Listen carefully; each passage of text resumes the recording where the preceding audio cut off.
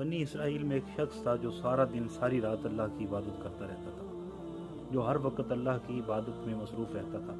اس نے اللہ کی بارگاہ میں عرض کی کہ الہی مہربانی فرما، مجھے تنہائی عطا فرما کہ جدھر اور کوئی نہ ہو، فقط میں اکیلا تیری عبادت میں مصروف رہوں، سارا دن ساری رات تیری عبادت کرتا رہوں۔ اللہ رب العزت نے اسے خاص مقام پر ایک جگہ عطا فرمائی جدھر وہ سارا دن عبادت کرتا، ساری رات عبادت کرتا۔ حضور نبی پاک سرکار صحابہ کرام کا جمع غفیر تھا، یہ بات ان کو سنا رہے تھے۔ آپ فرماتے ہیں کہ جب قیامت کا دن ہوگا تو اللہ رب العزت فرشتوں کو حکم فرمائے گا کہ اس شخص کو جس نے ساری زندگی میری عبادت میں گزار دی، اسے میری رحمت سے جنت میں داخل کر دو۔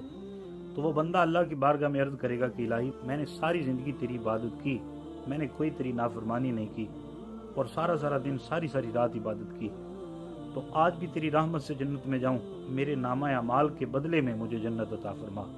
اللہ رب العزت فرمائے گا، فرشتوں کو حکم ہوگا کہ ترازو کے ایک پلڑے میں اس کی ساری زندگی کی نیکیوں کو رکھا جائے اور دوسرے پلڑے میں فقط میری ایک آنکھ والی نعمت کو رکھا جائے۔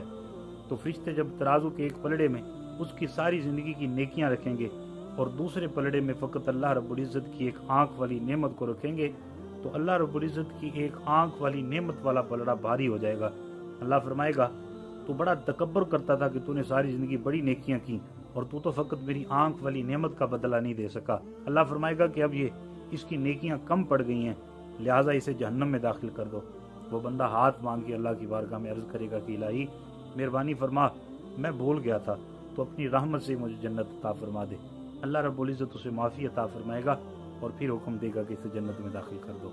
ہم اگر ساری رات اللہ کی بارگاہ میں نوافل میں گزار دیں، سارا دن روزے میں گزار دیں، اگر ساری زندگی ایسے اللہ کی عبادت میں گزار دیں نا، تو قیامت کا جب دن ہوگا، اگر اللہ نے اپنی رحمت نہ فرمائی، ہماری بخشش کا کوئی ذریعہ نہیں بن سکتا۔